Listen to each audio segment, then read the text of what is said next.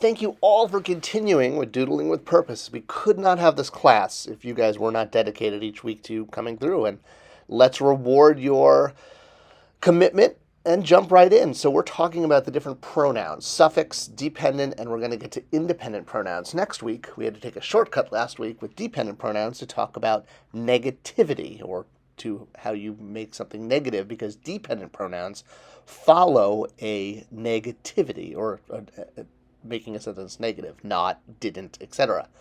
And for that, we're going to talk about Gunn's Rule. So here's our examples from last week. So what is Gunn's Rule? Well, it obviously has nothing to do with the director of Guardians of the Galaxy.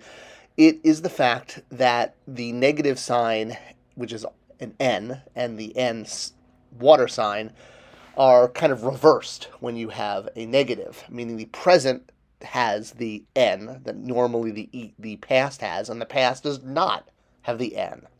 So what does all this mean? Well, let's apply Gunn's Rule and notice all of the negative and N water signs in the homework. So identifying all of them, we can contrast them against Gunn's Rule. All right, so we know that if there's a negative auxiliary and there's no water sign, we're in the past. Usually the water sign N is an ED, but for Gunn's Rule, it's reversed. That's why it's Gunn's Rule, and it's odd. All right, and if we just have a negative, but we don't have the N water sign following the pronoun or noun after the verb, or before it, rather, then we're in the past. Then the really odd one is the future tense will have the negative auxiliary with the water sign under it for the future tense. There's not any present on the homework, but it's part of the trilogy that is Gunn's Rule. All right, so let's focus on the first two, the past tense and the present tense.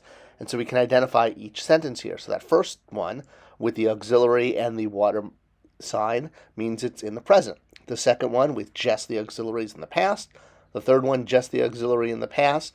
And that last one has both, so it's in the present. All right, so that's kind of how to apply Gunn's Rule. You can take it step at a time and just identify the auxiliary and the end marks. Now let's transliterate and translate. So the shrugging shoulders, which is pronounced N, or is just your sign that you're entering a negative sentence, kind of like the upside-down question mark in Spanish.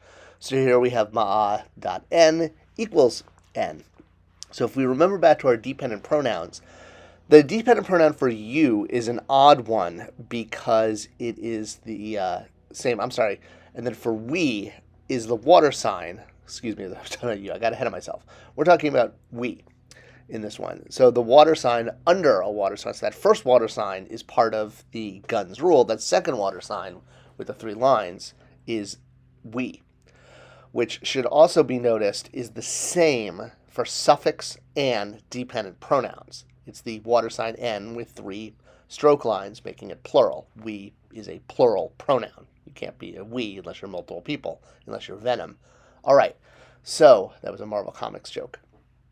We know that this is the dependent version, not the suffix, because of the rules. For dependent pronouns, they follow a negative sign, or when the sentence is going to have a negative auxiliary.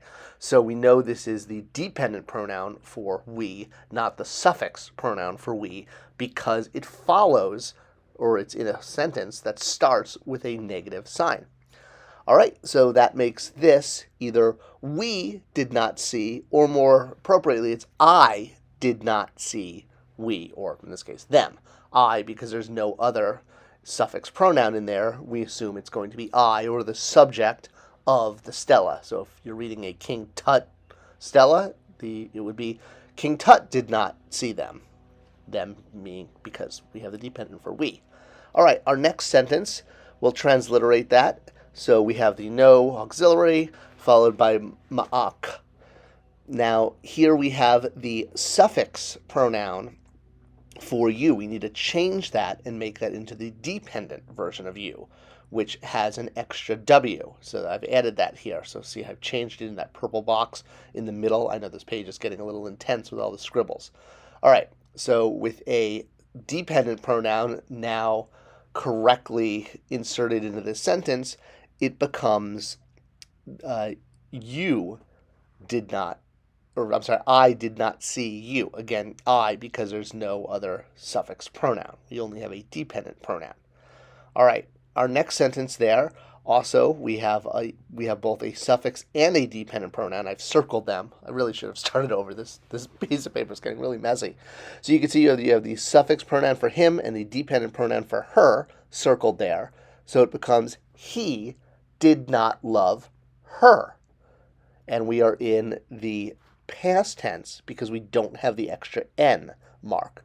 All right, our last sentence there. So we have the no auxiliary, the verb for hear, sidim, and then we have her and her. So we have the suffix pronoun for her and then the dependent pronoun for her, which is going to make this she did not listen to her or did not hear her. We can change the verb to hear to listened when we're going from Egyptian to English or the other way around. So that is kind of Gunn's rule. It's a little odd, and it goes against what we've learned with the N mark being used as an ED, but it's that weird exception, and Gunn figured it out, so he gets his name in front of it. Next week, we will jump into the independent pronouns, the last set, and then we'll kind of do a review of the entire structure. Thank you so much for hanging in there, and I hope you've learned from this week and each week building on your knowledge as you continue to doodle with purpose and learn ancient Egyptian for free at home, only on Spector Creative. Thanks for watching. Thanks for sharing.